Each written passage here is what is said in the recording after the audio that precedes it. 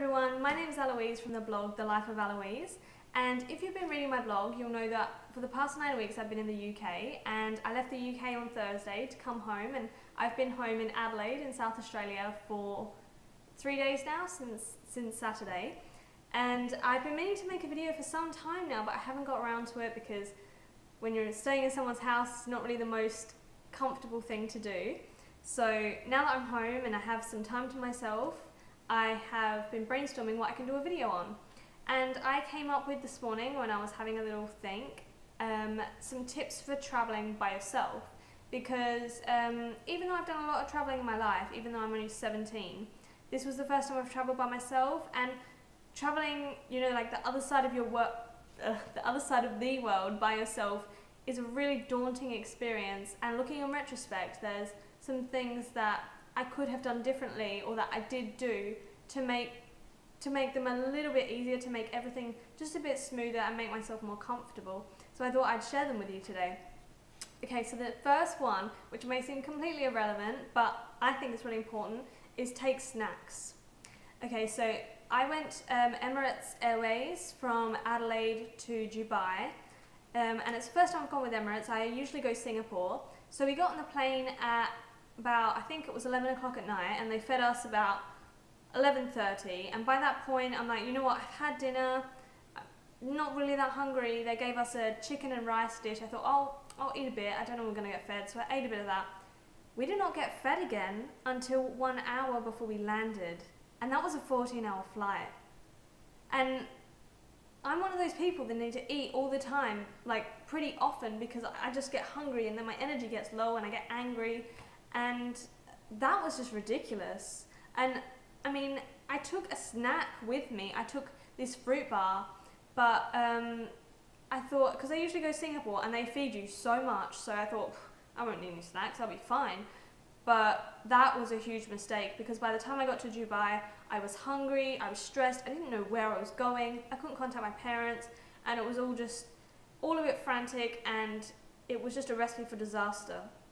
So take snacks. On the flight back home, even though I knew I was going to Singapore and I'd get lots of food, I took enough snacks to last me for days. So just be prepared on that one. Okay, so the number 2 is have a documents folder. I've got mine right here, and because I've only been back in the country for 3 days, it's still full of things. Now, I haven't had to worry about this in the past because I've obviously travelled with my mum or my dad, and they just deal with it, you know, like they have all my passports, all my documents, and they deal with it. But this time I had to do it all myself. So having one of these was really, really useful to me, because inside of it I knew I could find everything. So I've got my passports, because I'm a British citizen and Australian citizen, so I've got both there.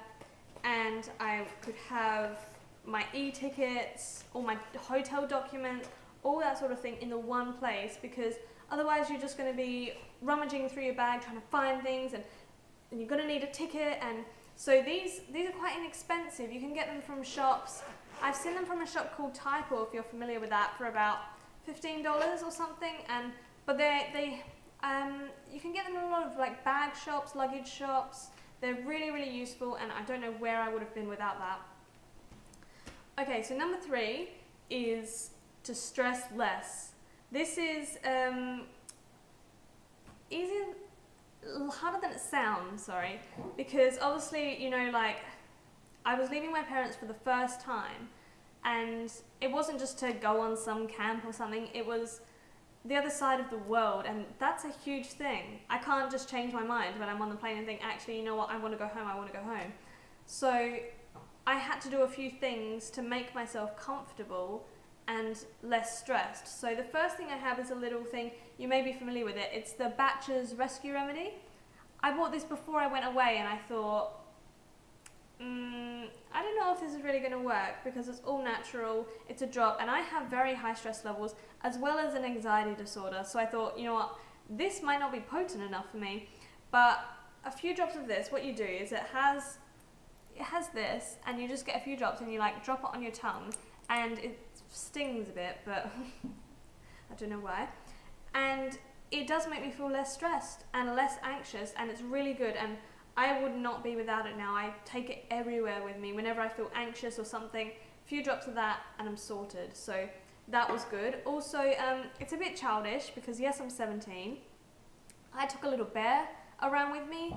I'm a huge fan of Tudor history, which I'll go into that another time, but I have a Henry VIII bear that I've had for a few years, and I always keep it by my bed, so I thought that would be something good to take with me. So I took that with me, and I had it on the plane, and it was really comforting, because when you're stressed and you're alone, it's good to just have something there that you can hold, and that reminds you of home, and that makes you feel really safe. So I'm really happy that I took that. So one other thing as well, which I think is a big deal, and some people would find really hard, which is talking to others. The biggest relief of stress for me was being able to communicate with others, finding out where they were going, where they were coming from, whether they were going on holiday. It made my life so much easier, because seeing everyone else relaxed made you feel relaxed. And I met so many people. I sat next to people on the plane that I spoke to them for hours, and I met people that I'll probably be friends with for a long time, because I opened up and I would start conversations with people, which can be really hard. But when you're traveling, you have the advantage of saying things like, are you going on holiday? You know, where are you going? Why are you going there? They're really good conversation starters. So that made time go so quickly for me, especially when I had a 16-hour stopover in Singapore, when I was at the gate 3 hours early because I was just had enough, and I met a lot of people there that I spoke to, and we had a great chat about just everything. So number 4, this is probably another obvious one, is bring things to occupy yourself. Even though the planes have in-flight entertainment systems, they can be really unreliable. For example, when I went from Manchester to Singapore, my television screen came up with error about 15 times. Like, I'd just be watching a movie and it would go error and it would cut out, and I'd have to wait 15 minutes for it to reset itself. And by that point, I was just lost interest. And it just kept happening. So I just thought, I'm just going to turn that off. But luckily, I brought with me, I came prepared. I had about 2 books, a Sudoku book, a notebook, my Nintendo DS, my iPad, my phone. I had so much stuff to occupy myself that it wasn't an issue, because when you're flying a long flight, you know, that was a 14-hour flight. No, sorry, it was about 12 actually. And then I had the 16-hour stopover, and then I had another 7-hour flight. You need to make sure you're occupied, because if you're not, that's when you can get really stressed because you're thinking. So that's a big one. Okay, so if you're stopping over at an airport, it helps beforehand to print off a map of the airport. So what you can do is, when you're on the plane, before you land, you can look at this map and think, okay, this is where I'm landing.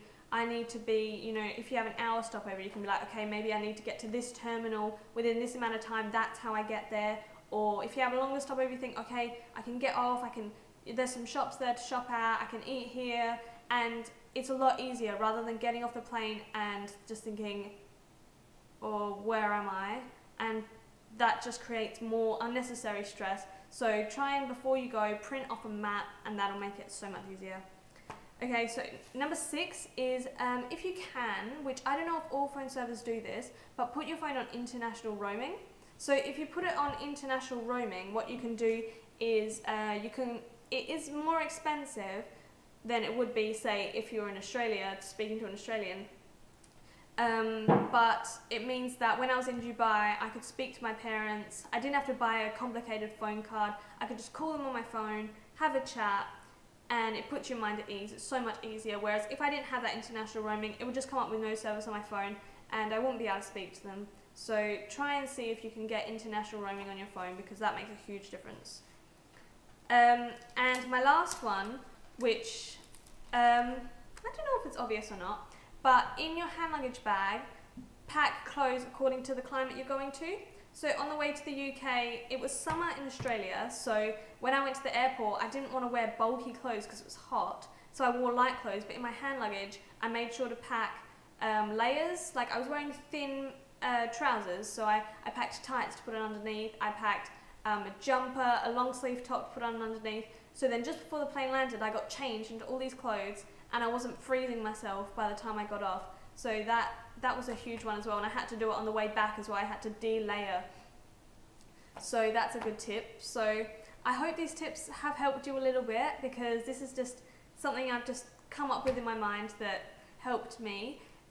So if you liked it, just give me a thumbs up, because feedback's always a good thing. And I'll be doing lots more videos in the future, so subscribe to me if you so wish, and I'd be very grateful. So thank you for listening.